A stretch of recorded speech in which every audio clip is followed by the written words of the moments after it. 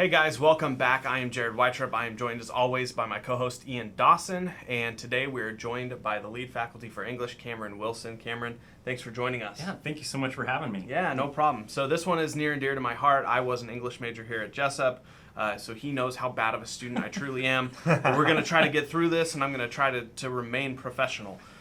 So, Cameron, first tell us a little bit about the English department here at Jessup. What can a student expect, and do you guys as a department have anything specific as far as like core values, a mission statement? What does that look like? Yeah, well, we're a small department, so that's pretty much in our DNA, and we're planted firmly in the Christian tradition. Mm-hmm. So we are trying to live out as best as we can what we understand to be the gospel and how we study English. Right. How we write, how we communicate with others. So that's a big part of who we are, and that's in our DNA. But as I mentioned before, we're a small department. We have about 40 students total in the department.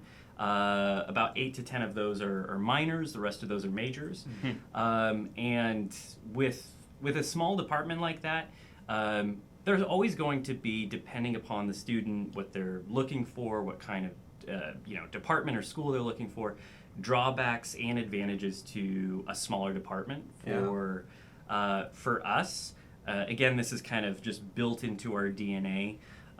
It means that students who attend Jessup and who major in English, they're going to be a part of a community. They're not going to be invisible. It's going to be very difficult to disappear. And so they're going to be known by their faculty.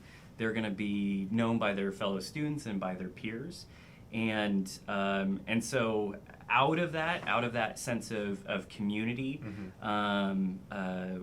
We were able to work very closely with our students, able to identify their strengths, mm-hmm. their growth areas, work closely with students, and that's a big part of our identity. So those two elements, both the Christian faith tradition and the size of our department and our identity very much as a community where we want a personal and transformational experience for our students. Right, gotcha. So kind of going off of that, what are some things about Jessup's English department? Because obviously I would assume most colleges have English. Yeah. That seems to be a very standard bread and butter kind of major.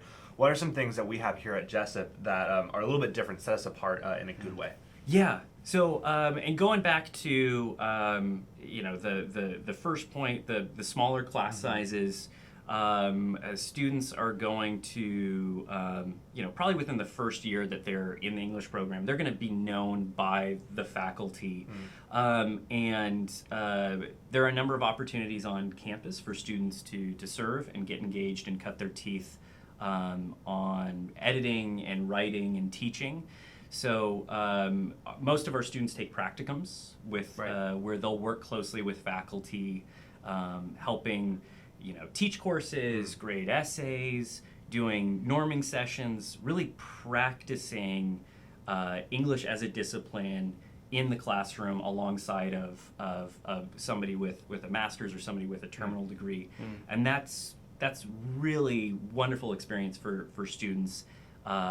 Where they get to do some very hands-on work as well. We have a writing center at the university, and a lot of our students go into work in the writing center, doing tutoring there. We have a literary journal called Metonym that, again, a lot of our majors, those who are creative writers and those who are professional writing concentrations, work on staff to help basically create from scratch a literary journal every year.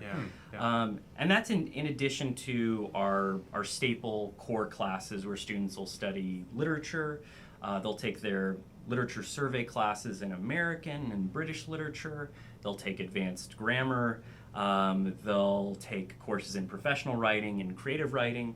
Mm-hmm. And for our teaching concentrations, they'll take their teaching courses. Mm-hmm.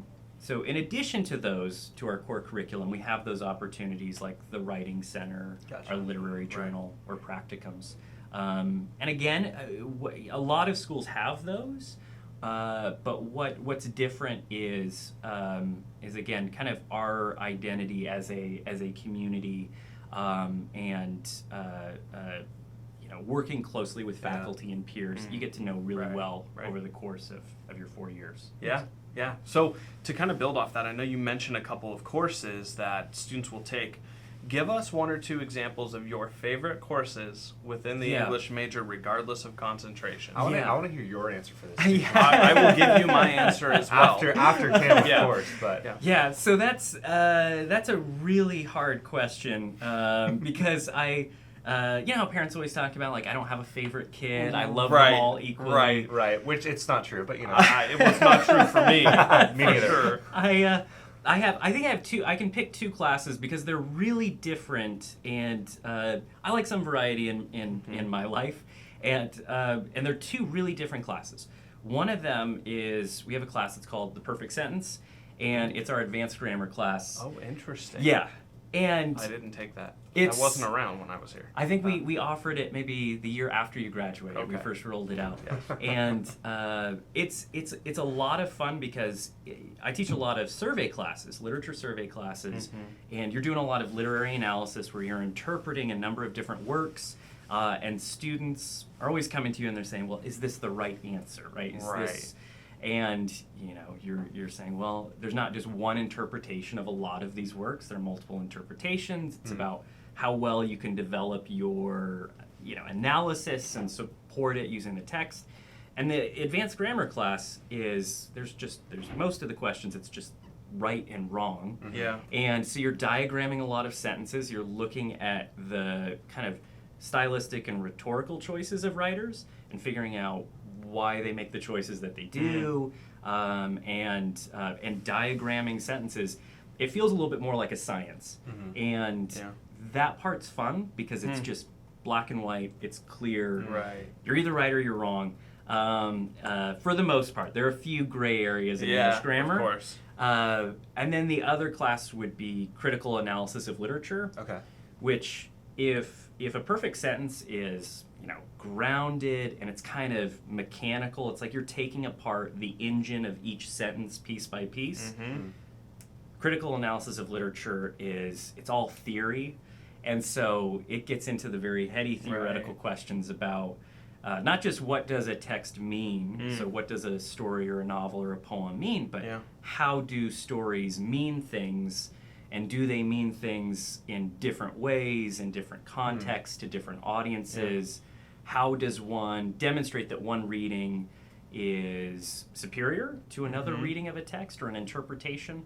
That class is fun because students leave it, myself included, right? Folks will leave that class kind of in a daze because it's just very theoretical. Yeah. And that's a lot of fun for different reasons from the perfect sentence class. Yeah.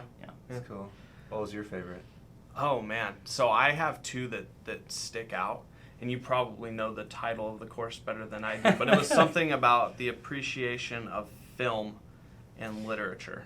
Oh, was it the film as literature? Yeah, the online something. class? Or No, it was in class. It was the world literature film class, the international cinema class Yes, we did. so we cool. watched movies by Akira Kurosawa, Yeah. Rashomon, Yeah.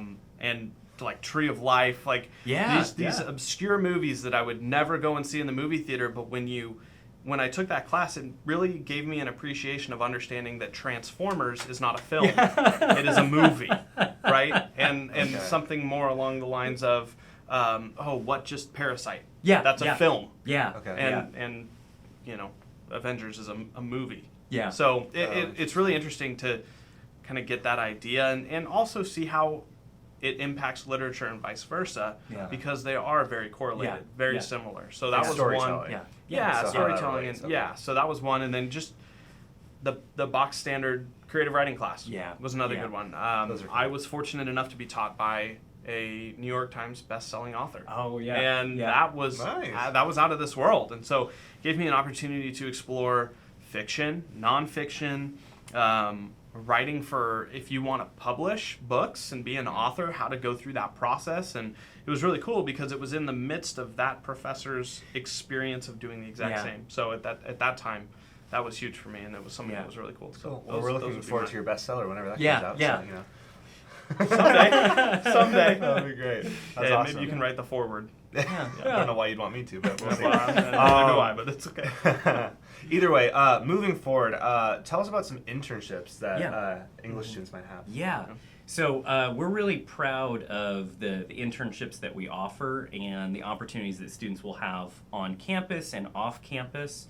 As I said before, a lot of students will be involved on campus doing internships through the Writing Center or doing internships where they do job shadowing for professors and work alongside them, help design mini lessons, teach classes, lead workshops, that kind of thing. But we also have some off-campus internships and opportunities.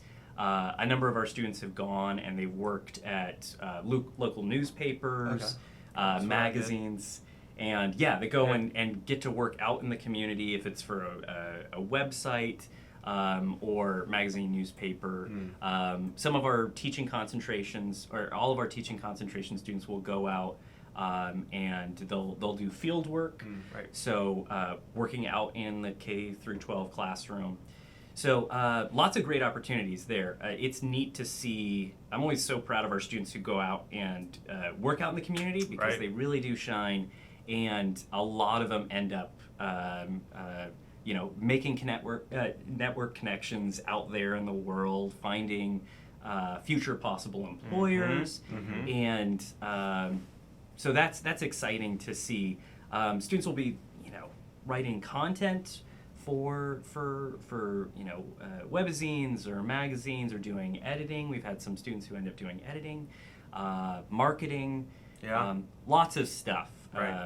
Lots of stuff lots of doors that are opened up by majoring in English. Right, So. and so that kind of segues into a question I have that we kind of ask everyone. Yeah. Which is, if I'm a student who's coming to Jessup, and as we know with a lot of other late high school, early college students, maybe I don't know what I want to do.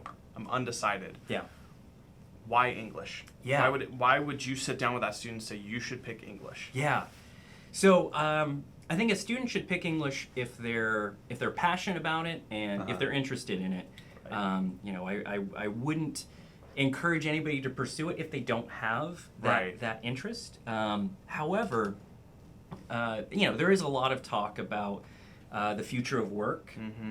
So, and this is kind of the long answer to it, I think, that in 10 years, I mean, the work that will be around, the types of jobs that we'll have, won't look very much like the jobs of 2015 or 2020, 2022. It's going to be very different. But the things that employers will be looking for are the qualities that someone hones and develops in some kind of liberal arts degree, and I think particularly English.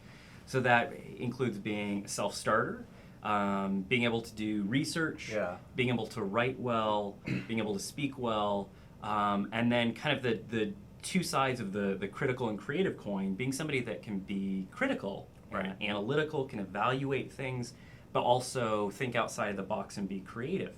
And an English degree practices all of those together.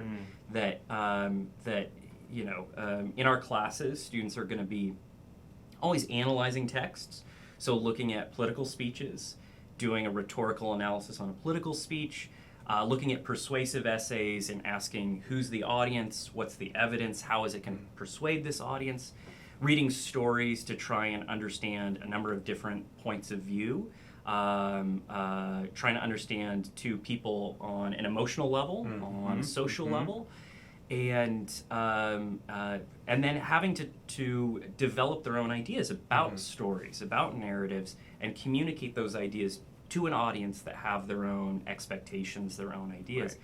So, we're awash in data. We have so much data. What we need are people who can interpret and take information, assemble it into narratives and stories, and use that information in ways that human beings can use it, and it can become actionable.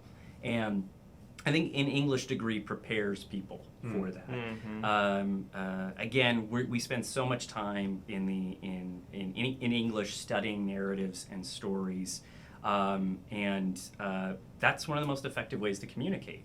When you meet somebody, you don't really want to know brute facts about them, just details. You want to know their story, Their right? narrative, Where right. they come from, what are they up to now, where are they going, and that's why you study any kind of great speeches, any crucial documents, and you find people are using narrative because that's what lands for people.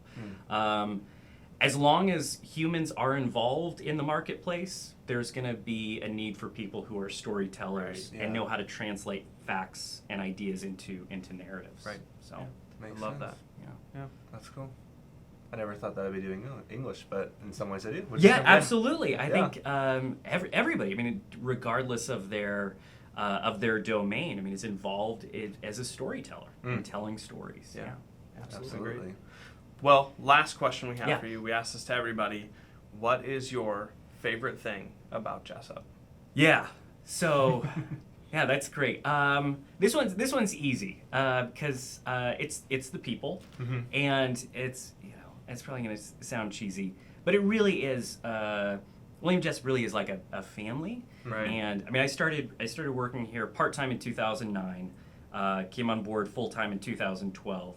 And so I've been here a while, and there's always going to be change and turnover, but regardless, Jessup has always had this amazing ability to attract just really incredible people, incredibly gifted, smart, humble people, and so I love the people that I get to work with, and that makes work really, really enjoyable. Yeah. And I think that shines through to our student population as well.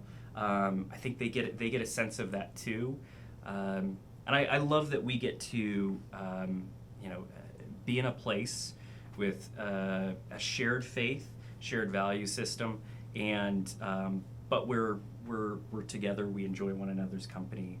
And I can think of a number of people from just a range of departments, faculty, staff that I'm excited to see when I walk on campus. Right. Yeah. And that to me is maybe my favorite thing about William Jessup. Agreed. You're not the only person who's answered that way. Believe it or not. We love it. That's great. Yeah. You want to close this up? Yeah, so guys, thank you for joining us. Cameron, thank you again. Yeah, We really thank you so appreciate much. it. My pleasure. If you guys want more information, if English is striking a chord with you, or just Jessup in general, reach out to us. You can reach us online at admissions@jessup.edu, or you can reach us in the office at 916-577-2222. Thanks again, guys. Watch, subscribe, follow wherever you're intaking this information, and we will see you next time. Take care. Thank you.